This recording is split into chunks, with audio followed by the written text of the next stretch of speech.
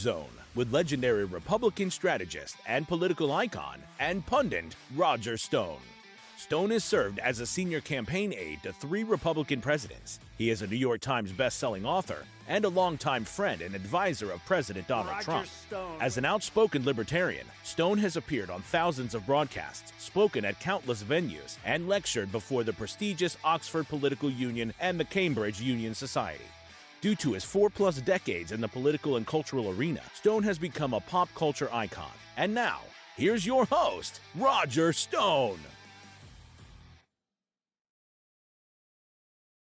Welcome, I'm Roger Stone, and yes, indeed, you are back in the Stone Zone. On the morning of January 25th, 2019, at 6 o'clock in the morning, 29 heavily armed SWAT-clad FBI agents swarmed my home. They were completely clad, as I say, in SWAT gear, including night goggles and brandishing M4 fully automatic assault weapons. They surrounded and swarmed my home to arrest me for the non-existent crime of lying to Congress under oath about matters that were irrelevant and immaterial. Maybe this is why I feel strongly that the FBI needs to be reformed, because that FBI raid was authorized in Washington but carried out by the Miami office. It's interesting because, of course, I had no passport, I had no previous criminal record, I had no firearm in the home. I most certainly was not a flight risk, which is how they rationalized the manner of my arrest. To this day, my wife and I both suffer, to a certain extent, she more than me, with PTSD. Now, normally in a case like this, in a non-violent white-collar process crime, and with me having no prior criminal record, they would merely call your lawyer and tell him that you needed to turn yourself in. But had they done that, CNN wouldn't have been able to be 25 feet from the front door of my home and put on the media circus that I presume was meant to intimidate me, because they would later try to pressure me into testifying falsely against my friend of 45 years, Donald Trump, and to intimidate others that they were investigating. So I feel strongly that President Trump's pick for FBI director is absolutely crucial. That's also why I believe Kash Patel, the former acting director of the U.S. Department of Defense, former federal prosecutor specializing in intelligence crimes, and former chief counsel to the House Intelligence Committee under Chairman Devin Nunes, is precisely the man for the job. Anyway, I want to start out with that thought. Here to join me in breaking down the political news, and also to talk to our very special guest today, entrepreneur, businessman, and Trump supporter, Grant Cardone, is my co-host, Troy Smith, the editor-in-chief of Slingshot.news. Roger, it's always an honor to be back with you in the Stone Zone.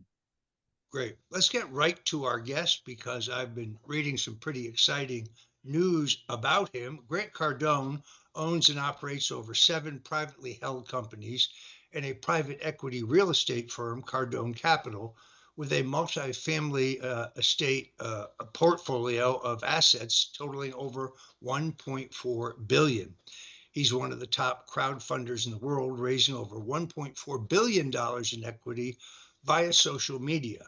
He's been featured on seasons 2 of Discovery Channel's Undercover Billionaire and other high-profile television shows. But more importantly, he's an outspoken supporter of the president. He is an outspoken advocate for a number of things we're going to ask him about in terms of how young people starting in business should proceed. Someone I admire very much and consider a friend. Grant Cardone, welcome to the Stone Zone.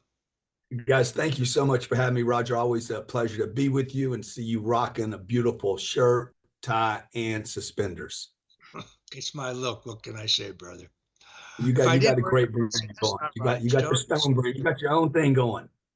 I do indeed. We're very, very privileged to have you. I know you're very busy, so thank you for giving us your time, particularly on short notice. This has been an exhilarating week, although I have neither any informal or formal role in the president's transition. I do have a lot of good men and women I think should serve. So, yes, I've been running back and forth to Palm Beach to try to make sure that they get full consideration of their credentials. Uh, let's start with the news. I read online that you may be contemplating a race for governor of California. Now, I think you'd be a great governor of California. I also think you have residences here in Florida. I also think you'd be a great governor of Florida. In fact, I think you'd be a great governor no matter where you chose to run. Are you putting us on, or is this something you're really serious So, about? I think you'd be Roger, terrific. I lived in, thank you for that, by the way, and also support your idea about Kash Patel for FBI. I think he'd be phenomenal, absolutely phenomenal. Um, I lived in California for 25 years. We still maintain a home there in Malibu. And, what I've seen happen in the state of California over the last 13 or 14 years is just disastrous. When I left there, we had family there. I had two kids that were born there, a family. All my friends were there. Our businesses were there. Our employees were there. And they went from, I think it was a 10% to, no, it was, 10% to a 13.3% tax rate. Not only did they increase the taxes 32%, that's a 32% increase, okay? Only on those people that earn money, by the way, because most of the state doesn't pay anything. They're just getting free resources, beautiful weather.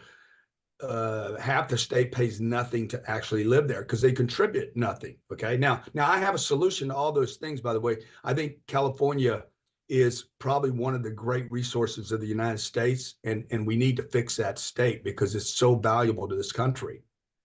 But when they raised taxes, I wrote Arnold. Arnold was the governor then. And I said, if you do this, I'm going to sell my home, sell my real estate, get rid of my businesses. I'm going to move to a state that's friendly to business, that has less regulations and lower taxes. I'm going to take those taxes that I don't pay and I'm going to reinvest in my business and grow it. They didn't lower taxes. They raised them. Now they raised them again, by the way. This Newsom guy, not only does he raise taxes, and this is what the wealthy and the successful, the savers and the investors are complaining about. It's not that we pay taxes, it's that you guys waste our money. Like if you did the right things with my money, I wouldn't care. But the fact is you don't do the right things. They're funding transgender BS. They want to fund programs. I think when I left there, Roger, their budget, their income was $60 billion. Now it's $230 billion, and they're getting worse. So what I would do there, Roger, is I would reduce the taxes to at least the Arizona level, 4%. You would have tremendous amounts of money go back into California. You would have U-Hauls lining up to go back to California to buy their properties, to hire people, to bring jobs back there. I would take that 8% or 9% tax revenue, let's say half of the tax revenue, $130 billion a year, give it back to the people and let me decide how I want to spend it. Provide me with incentives for buying homes, providing housing. Don't let the government provide the housing. Let the owners of the property provide the housing. Private dollars will always do it better with private money than the public will. And the third thing is I would give incentives to people that provide jobs there and let them decide what they want to pay people. It is really hard to understand how a state that has virtually a perfect climate 75% of the year, extraordinary natural resources, a state that beautiful and with that kind of potential could be driven into the gutter by the high tax and soft on crime policies of the Democrats. I must say, I met Arnold back in the 80s, back when he called himself a Reagan Republican. He was a favorite of Arnold and Nancy Reagan's. And he was elected in a recall when Gray Davis was replaced. But then he governed worse than Gray Davis. I mean, it's very hard to believe. I understand the value of celebrity in politics. He had this great line in his campaign where he said, I want every Californian to have a fantastic job. Well, it sounds good, but he really just furthered the decline of the state. He was no better than the governor before it. Now, if you look at the results of this most recent presidential election, clearly even people in California are waking up. Kamala Harris did not carry her home state by the kind of margin you would normally have expected. And Republican turnout hit all-time high levels. Now, unfortunately, they're still counting votes almost 2 weeks after the election in a few of these House races.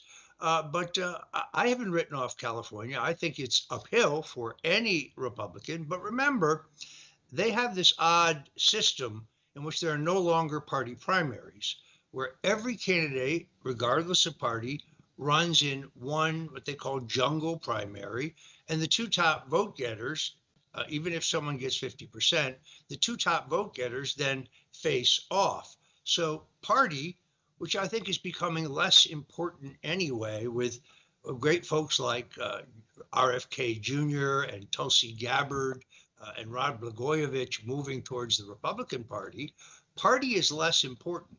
What's more important than party are ideas, plans. So I think you'd be a great candidate because clearly you've thought this through. It's also, I think, the second most expensive state in the nation to wage, a sophisticated, data-driven, media-centric campaign. But I suspect you wouldn't have the trouble raising the money. Hope you really Roger, do. let me just say this. Let me just say this. The California people are like pissed off so much right now. They are so happy about the Trump win. I've been very vocal now, as you have been, for, I don't know, 13 or 14 years when I moved to Florida. When I left California, we didn't even know where we were going. We just knew we were leaving and we were going to find a better place. We ended up in Florida, but we considered Tennessee, we considered Utah, we considered Arizona, Nevada, Texas, and ended up in Miami. And when we got there, the governor of Miami at that time, Rick Scott, called me and said, "Welcome to Florida. Anything I can do for you, help me. We want to help you." And I was like, wow, that's different. I'd been in California 25 years. So the people in California have been neglected. They have not been listened to. This is happening. There's a wave in this country, okay? And this MAGA thing is real. Make America great again. Make America wealthy again. Make America healthy again. This thing is resonating deep into the bones of people, into the cellular American patriot of people. And people want their property rights back. They want fairness back. They want control back. And they do not want a government that is overfunded and never held accountable. And I think that California is also going to wake up to this as well, because I cannot tell you, all the way up the food chain, the celebrity food chain, directors, producers, actors. My wife's an actress, so she knows all those people. They were coming out after the Trump victory. I had posted that I was going to provide my plane. It has 17 seats on it. I said, I'm going to provide all these celebrities that need to leave. I'll provide them with a free transportation out of here. And one producer from Hollywood said, I can fill your plane up tomorrow. So people have been exiting California for some time now, not because they want to, but because it's financially best for them to do that. And this would be a way to bring those people back, bring the revenue back, bring the creativity back. Look, even Elon Musk has left. This is crazy. Yeah, I myself posted on Twitter a reminder to Robert De Niro that he had pledged that if Donald Trump was elected, he would leave the country. And I just want to let him know if he needed a lift to the airport, I was available. I think he got more follows or more likes than anything I've ever posted. You saw the Trump rally, as I recall. That had to be an incredible experience. Tell us about that. Well, I did the Coachella thing in LA. I was in LA, and actually my daughter was contacted. She's 15, and somebody from the Trump administration said, would your dad like to speak at Coachella? I went there and I did that. There was 40,000 people in a very, very conservative part of California, extremely conservative, Christian-based. These are farmers, ranchers, hard workers, laborers. There was 40,000 people there at 110 degrees or something. It was, terribly hot. And to see, I'd never been to a rally. Roger, I'm sure you've been to a bunch of them. You've been very political your whole life. I've not been. And just the swell and the enthusiasm and the patriotism and the excitement. I've been in front of massive audiences in my career of business people. This was completely different. This is something truly different has happened. This is going to live longer than just Trump's 4 years. And I believe that this thing can't be put to sleep. So when I was done with that speech, I left, and they asked me to speak at MSG, at Madison Square Garden. So 3 weeks later, I did that as well. And again, another great experience. Very diverse group of people, Roger, as you know, male, female, black, white, brown, people from all walks of life, young, old, people that are all had one thing in common: excited about making America all it can be. I was in Madison Square Garden. It was one of the most incredible experiences in my 45 years in politics. Of course, the Democrats kept saying, well, it was like a Nazi rally. Well, first of all, a couple of things. Bill Clinton was nominated for president in Madison Square Garden. Jimmy Carter was nominated for president in Madison Square Garden. President John F. Kennedy had his famous birthday party in which Marilyn Monroe, in the virtually see-through dress, breathily sang "Happy Birthday, Mr. President." The other thing about this Nazi rally is I saw a lot of Israel flags and people wearing yarmulkes in the crowd. Yeah. You don't see many Nazi rallies if you go back and look at the old news footage. This is one of the most vile smears I've ever seen. The whole idea of Kamala Harris's closing message is Trump is Hitler and the people who are voting for him is Nazis. That's not very uplifting. That's not very inspiring. I think it explains one of the reasons why she got walloped so bad. She had no vision for this country. She had no plan for this country. Say anything you like about Donald Trump. First of all, he understands that the cornerstone of a vibrant economy is low energy prices. If you get low energy prices, then you can ultimately get the revenues necessary to fix our schools, to have affordable housing again, an important issue that I think RFK gets credit to really bringing to the public consciousness.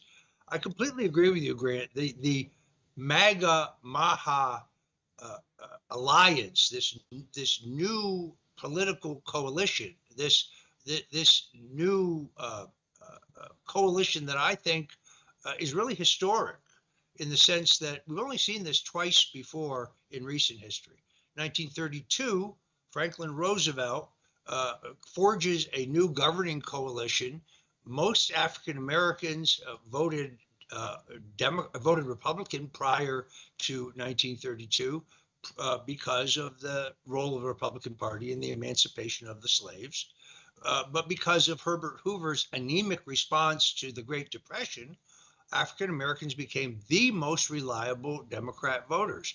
This new coalition, in which he combines them with white Southerners, Union members in the Northeast and the Midwest, allows the Democrats to stay in power from 1932 to 1952.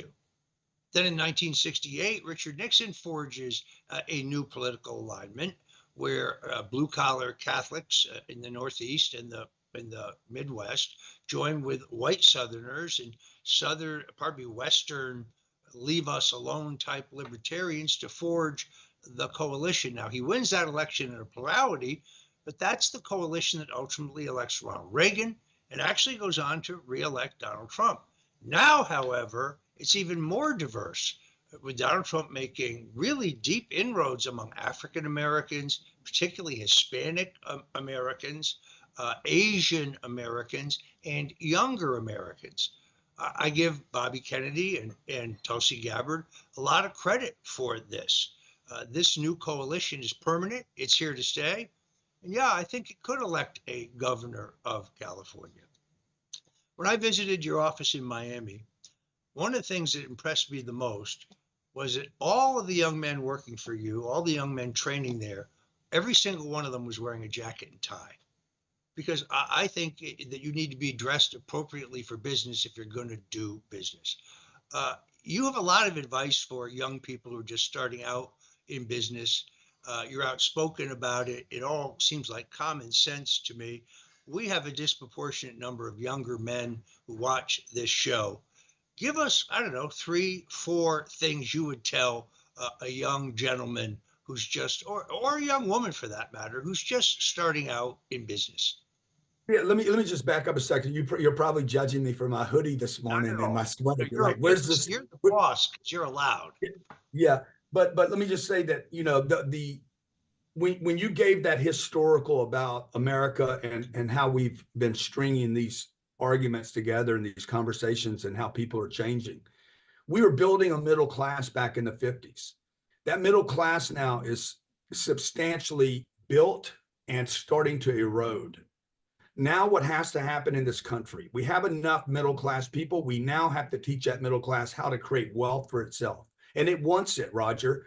Back in 2002, George Bush tried to roll out an education program, and he was the wrong spokesman. He was not inspirational. I like George Bush, but he was not the delivery mechanism. Also, we did not have the distribution possible with Instagram, Facebook, Netflix, Amazon Prime. We didn't have the way to deliver aspirational, inspirational financial education like George Bush was trying to roll out. And the third thing we didn't have, and probably the most important piece, is America was not awakened yet to the possibility of wealth because of the availability of social media today, and people like myself and people that are successful, other people are successful, showing the lifestyle, the cars, the suits, the way you dress, because we can see that now. Like, you can be in my hotel room in Madison or in New York. I'm in New York City this morning. The fact that I can be in New York City and you can see what a room in the Ritz Hotel looks like makes everything possible to the middle class now, and to poor people, to everyone. Everyone can see the possibility. They might see a video of me getting on my plane, or me getting in my car, or me driving up to my house or into my offices. And America now gets to see, dang, if he can make it, he's from the bayous of Louisiana, raised by a single mom. If he can do it, anyone can do it. And that becomes super aspirational, an example of how to dress, how to act, or what possibility and potential is.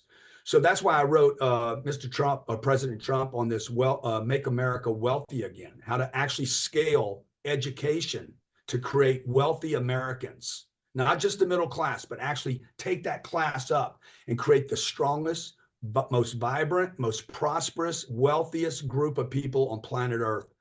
And that starts with how you dress, how you act, how you work, what your work ethic is, who you surround yourself with, and what you show up and do every day. And I think that's what you saw at our office. It's about culture.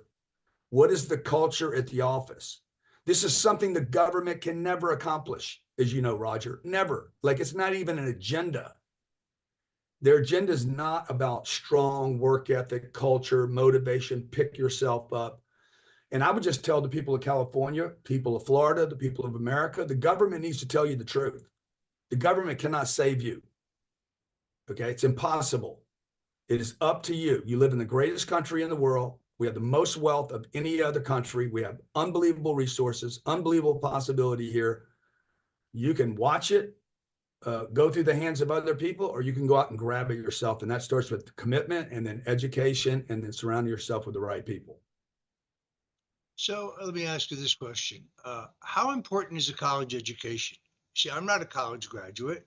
In my sophomore year, I was studying political science.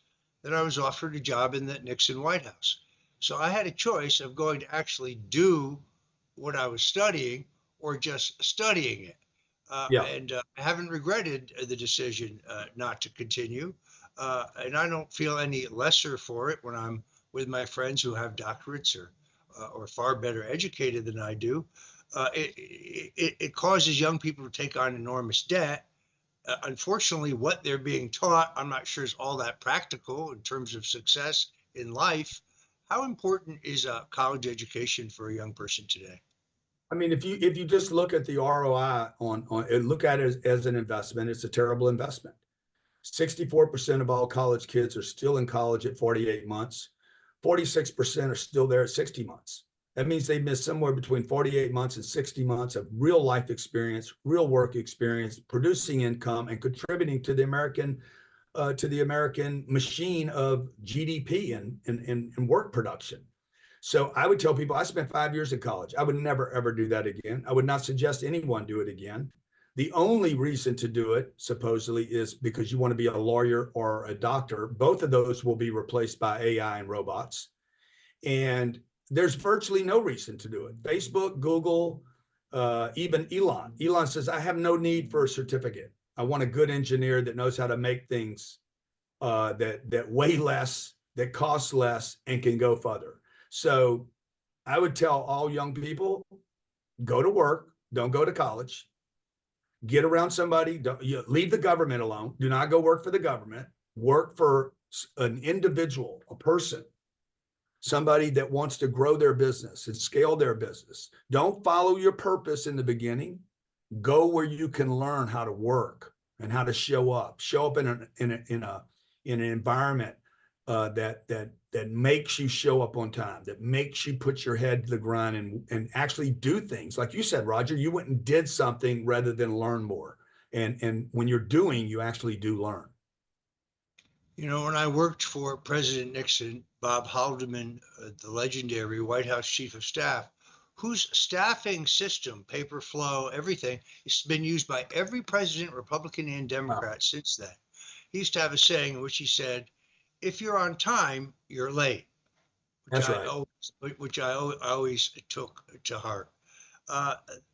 This is, I think, a unique opportunity. I believe that under Donald Trump, we're going to have a golden age of peace, prosperity, security, and justice. It's amazing to see the left in this country melting down, saying that this election was about toxic masculinity or it was about being anti-woman. It wasn't about any of those things. Donald Trump was not a candidate for president. He was a former president with a track record of bringing us up until that time the most robust economy in our history, the lowest levels of unemployment, changing the tax laws to bring billions of dollars back into this country to be invested here as opposed to being invested abroad. So people were able to compare how things were then and how things are now. It's amazing. I had Barry Habib on. You know Barry, he's a terrific guy, brilliant analyst of the housing and mortgage market, but also a brilliant economic analyst. And every time they put out, the Labor Statistics Bureau put out the numbers, he would tear them apart and say, here's why they're fake. This is fake. This is fake. This is fake. And he would always say, and they will restate these in 3 weeks. And here's what they will say. And he hit it on the head every single time. So they kept telling us the economy's doing great. But if you went out on the street and you talked to people, no one believed that. So I Right. think the president has a unique opportunity here. It's a question I have to ask you, given your experience, given your success, given your ideas, given your zeal. If the president offered you a job in this administration, would you consider it? Well, I would consider anything that could make things better for Americans, because if it's better for Americans, it's better for me. If I live in an environment that's not doing well, where everybody's sick, everybody's financially struggling, no matter how much wealth I have for myself and my family, if I'm in a sick environment, I'm in a sick environment. So my goal would be to do and serve and to be of service to the ecosystem that I live in. It's really self-preservation that I would want to help out and do well. And I think that is an innate thing in all human beings, that they want to help their neighborhood, they want to help their community, their family. Once you help yourself, your family, the community, and realize that you can make a difference, you want to extend beyond just that reach that you have. So I think America's in a great position right now. I'm in New York City. I have not met one person that didn't support the vote for this election. Like literally, I'm on the street this morning, people passing me out. Grant, thanks so much, man. Oh my God, they're coming out of the closet. It's like Anderson Cooper party or something. You know, they're just coming out of the closet right now saying, oh, I'm for Trump. The whole world's for Trump. I was in front of 1,100 people 2 days ago, Roger. And I said, how many Trumpsters in the room? They're literally, their arms came out of their shoulders. I said, oh, all you guys are supporting now that we won. But that's a good thing, right? Now we're going to hear this swell of MAGA is going to actually expand, not contract. And the more that Democrats miss this messaging, I mean, she was horrible. No marketing, no sales, no communication skills, no presentation skills. People said she was intelligent. You got to deliver intelligent. You got to communicate intelligent. She was not aspirational. there was nothing there. They ran a bad candidate, and maybe that's all they have. I know on our side right now, we got a deep bench, but more importantly, we have the American people that want a better economy first. I think we want to quit spending money in other countries on wars, and we want to make this country truly what it can be for, regardless of what your preferences are, or your religion, or the color of your skin. There's a lot of Americans out there that just want America to be as great as it can be. Well, I know you're not seeking a job, but I actually hope the president will consider appointing you. You would be really, really great. It's funny, what you say is absolutely true. But normally, over the last couple of years, if I went to the grocery store or the drugstore, I'd wear sunglasses and a hat, and just, I didn't want to be yelled at. I didn't want to get into fights with people. Liberals are particularly intolerant. They talk about tolerance, but they're the ones who are intolerant. But the day after the election, my wife asked me to go by the grocery store, pick up a few things. And I was wearing this giant Trump for Peace t-shirt that my friend Anthony Constantino, who's built the largest online printing company, done extremely well for himself. You know this guy. He's the guy who put the giant vote for Trump sign on his factory in upstate New York, Amsterdam, New York, and the Democrat mayor threatened to throw him in jail. Now that Elise Stefanik is going to the UN, that's the district Anthony lives in. He actually went to high school with Elise. He's a good friend of hers. He's announced that he's going to seek that seat. And here's the best part. He invested heavily in Tesla when others were bailing out. The lower Tesla stock went, the more he bought. Now he just transferred $2.8 million into his own campaign committee to run for Congress, because he says, I don't want to take money from anyone. I don't want to be beholden to any special interest or any lobbyist. My only interest will be the American people and the people of upstate New York that I represent. He's a dynamic young man. He gave me this t-shirt. And it was like day and night. The number of people came up to me, disproportionately African-American, by the way. And I'm not talking about 2 or 3 people. I mean, 25, 30 people. Folks came up and say, I voted for Trump. Thank God we've been saved. The most people who, if you looked at them, you wouldn't have thought they were Trump voters. It's very, very deceiving. You can't judge a book by its cover. It was really an edifying experience. All right. I appreciate you very much for your time today. If you run for governor, I'm with you 100%. I'll do anything I could possibly do to help. You also have an open invitation here on the Stone Zone. Anytime you have something you think is important to say, please reach out for us. We'd be honored to have you. My friend Grant Cardone, entrepreneur, Trump supporter, patriot, and a man who is showing the way to a lot of young people who want to get into business. You're not going to find it in a textbook, folks. Follow Grant Cardone. He knows what he's doing. Thanks, Roger. God bless you. All right, Troy Smith, it's time to go through the politics of the day. I think we started with the most important topic, and that is the selection of an FBI director. As someone whose home has been raided by the FBI, something I have in common with President Trump, I can't think of any agency that needs reform more. I saw this story yesterday. The headline was that veteran FBI officials believe that Kash Patel would do massive damage to the agency, to the Bureau, if he were to be selected. How much lower can these people's reputation go? These are people, this agency would target parents who attended school board meetings because they were concerned about the curriculum being taught to their children in the public schools, and they were essentially certifying them as domestic terrorists. If you were a Catholic and you chose to go to a Latin mass, they called you a domestic terrorist. If you demonstrated peacefully and within the confines of the law outside of an abortion clinic because you're pro-life, they called you a domestic terrorist. And then very recently, I got to send this to you, Troy, amazing story in the Washington Times by a great reporter, Carrie Pickett, that tells us that prior to Crossfire Hurricane, the investigation into Donald Trump, that James Comey planted 2 women within the Trump campaign, infiltrating a political campaign with spies. They were evidently very attractive young ladies. It's called the honeypot operation, where essentially they're assigned to trade sex for information.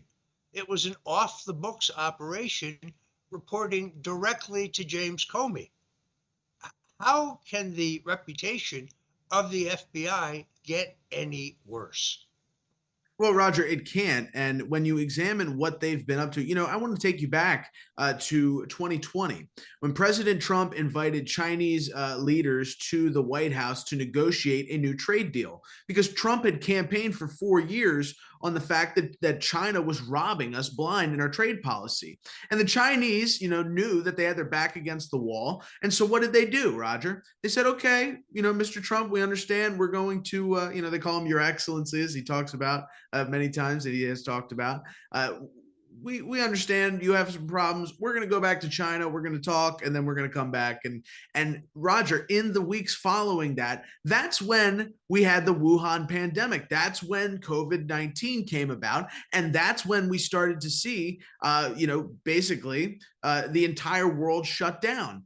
And you look at what our CIA has done, Roger. You look at our federal law enforcement, these people in the intelligence communities, their involvement in this stuff, and the amount of people that died in coordination with the Democrat governors sending people into nursing homes. And you look at this activity, Roger, there has to be a complete purge of everybody involved with any of these agencies. Because when we examine the precipice the United States was on, renegotiating a trade policy with China, reestablishing our dominance on the world stage, just to have that ripped away, it wasn't just China that did it. It was elements of our own intelligence communities working with people like Dr. Anthony Fauci that shipped the Chinese these dangerous bioweapons and COVID-19 and all these different things. They had the biolabs in China. They were working on this stuff. And we're 4 years later now, Roger. And I think there's a lot of people, especially in the mainstream media, who worked in coordination with these people that want us to forget exactly what happened. Well, we're not forgetting what happened. And I think, when you examine the activities of James Comey, here's a guy that deserves to be in Gitmo. When you examine the activities of Lisa Page and Peter Strzok, two people in the FBI, criminals, they deserve to be alongside James Comey in another cell. I mean, they have a track record, Roger, of the worst violations of the law that we've ever seen, and they continue to get away with this, and they get away with it because we refuse really to address the problem. And I think that's what the fear is with Kash Patel, Roger. Now, you've known Kash Patel for a long time. What kind of reform do you think we'd see if this guy is placed as the FBI director? I mean, that would be a transformative pick for President Trump, really somebody who would push the agency to really act as it's supposed to protect the United States, not to attack people inside of it, no? Kash Patel, who's been with us here on the StoneZONE a number of times. First of all, he's a brilliant guy. I mean, he's a brilliant guy.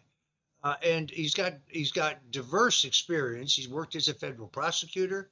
As I said, he was the acting chief of staff for the Department of Defense. That's a massive managerial job, by the way. Chief counsel to the House Intelligence Committee. He's perfectly qualified for this job, but because he is really the one who conducted the investigation by the House Intelligence Committee under Chairman Devin Nunes, he has intimate knowledge of who in the FBI was deeply involved in this illicit, illegal effort to spy on Donald Trump, which, as I just said, is even more extensive than we knew at the time. I mean, planting a honeypot women on the plane, infiltrating Trump's campaign. First of all, it's very 1970s, but secondarily, this is, according to a whistleblower, this is an off-the-books operation that they kept out of the computers, reporting directly to the director of the FBI. This is unbelievable. And then, of course, there was Christopher Wray, who actually temporarily put out the idea that nobody really shot at Donald Trump in Butler, Pennsylvania, that he really wasn't shot at.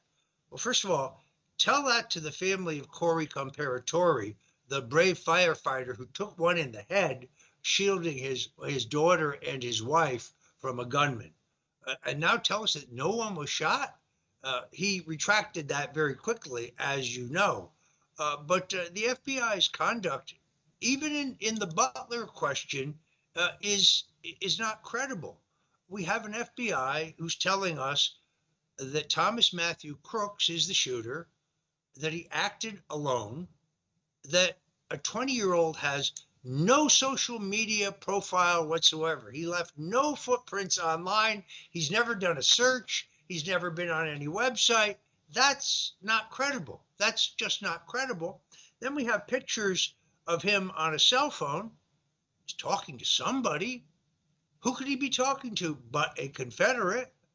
But the FBI tells us that they can't get at the information that's encrypted in his cell phone, and they tell us that Apple will not turn over his cell phone records, which is interesting because in my case, they handed over my Apple records to Robert Mueller and his thugs without a subpoena. They did it voluntarily. When it came to the San Bernardino shooter, however, who killed dozens of people, they thought it would be an invasion of his privacy if Apple turned over his records to the FBI. I can't think of any agency that needs a top to bottom cleaning more than the FBI. What we do not need is some bureaucrat who doesn't have the courage to seek justice. Let's be clear. This isn't about revenge. It's about everybody being treated equally. In my case, in the case of General Flynn, even in Robert Mueller's final report, he conceded I hadn't broken any laws. So they had to invent this process crime of theoretically lying under oath to the House Intelligence Committee. I did, by the way, definitely make misstatements, but they weren't willful. They were either failure of memory, but most importantly, they were immaterial.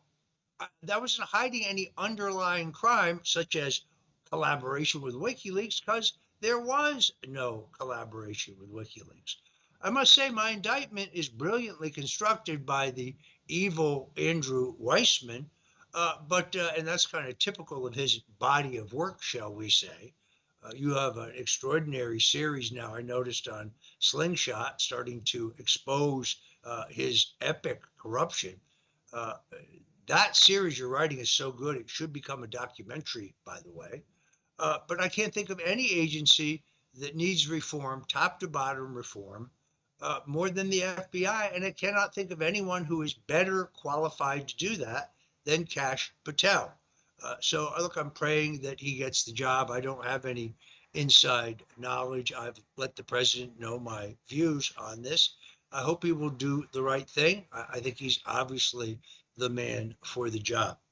In the meantime, Troy, as you know, our country tiptoes closer and closer to World War III in what looks to me like a direct response to Donald Trump's election, the fact that the people voted overwhelmingly for peace.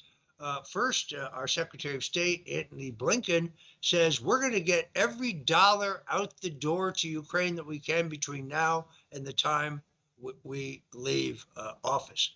This blows my mind in itself.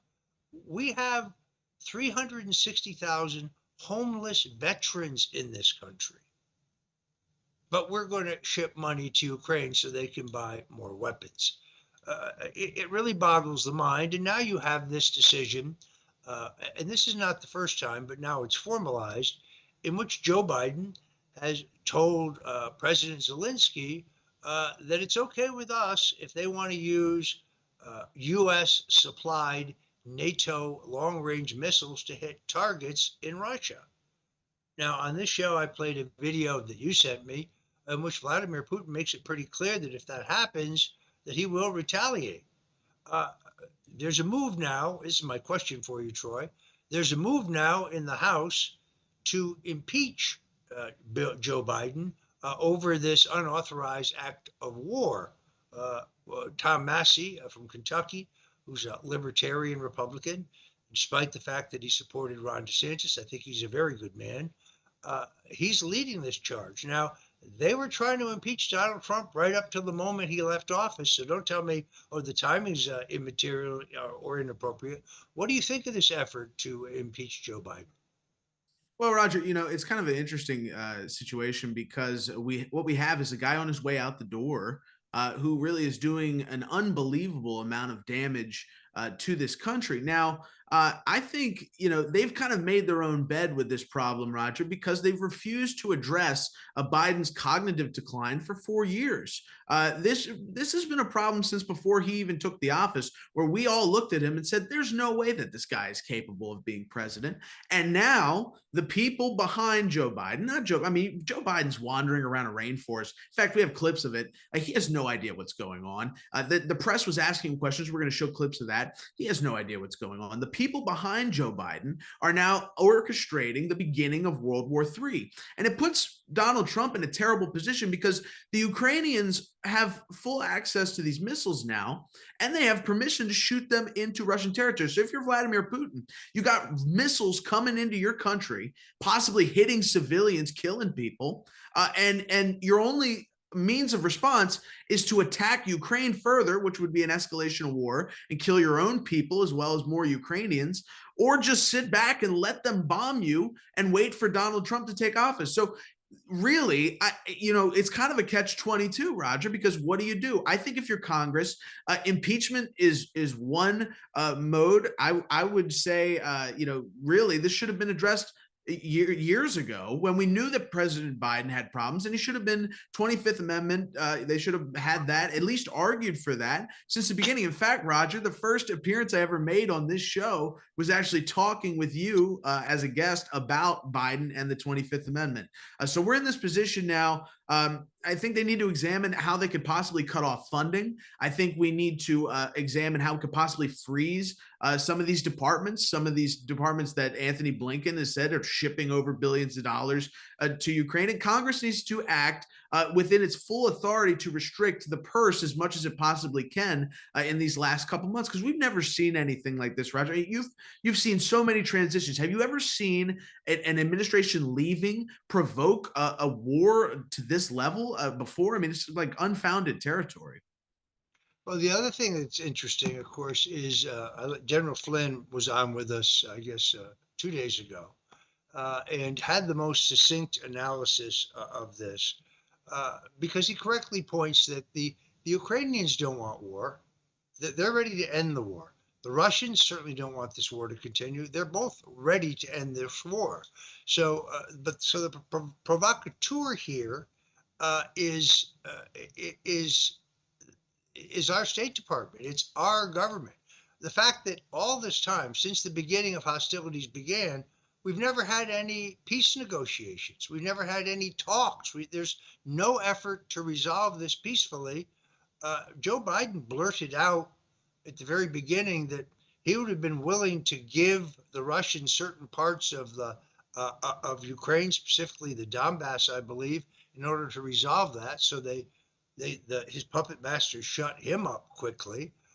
Donald Trump, I think, is showing extraordinary leadership here. He's trying to avert World War III. He has called on President Zelensky and Vladimir Putin to meet with him as soon as possible. He's a deal maker. We know that. I think this matter can be resolved, and that's why they're so hysterical. My other great fear, and I'm certainly not an economist, but my other great fear is that they're going to try to badly damage the economy before Trump leaves, to leave him a flaming wreck both on the world scene and also here with our economy, although it'd be tough for things to get much worse than they are right now. I noticed that you sent me a couple of interesting things about Tom Homan. This is another one of the real standout appointees. He is going to be the immigration czar. People say that the idea of deporting illegals, and I think we may have more than 20 million in the country, according to the people I know and respect, that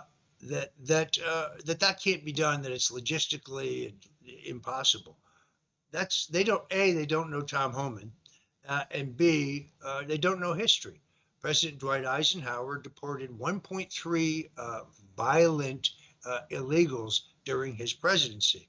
So tell us about Homan's priorities here. I think we have a video. I'm not sure about that. Yes, we do, Roger. We can roll that video. Tom Homan laid out basically his top 3 priorities upon taking office. And the direct, people just need to watch this because the direct speaking, that's what we need in government. That's what we have been lacking for so long. These people that dance around the answers. Homan gives 3 straight priorities here that he's going to be doing as soon as he gets into his position, as soon as Trump takes office. Let's roll that, then get Roger's thoughts on this fantastic immigration plan. A lot of people have wondered, how is this going to work?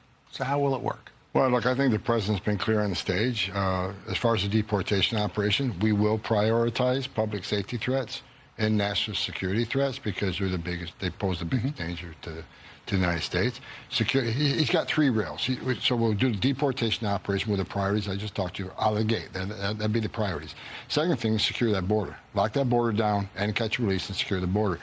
The third rail is we got over 300,000 missing children. Over 500,000 children have been trafficked into the United States. This administration released them to unvetted sponsors, and they can't find 300,000 of them. And based on my 3.5 decades, some of these children are in forced labor. We already found some in forced labor. Some are in forced sex trafficking. Some of them are pedophiles. We need to save these children. So that's going to be the third rail.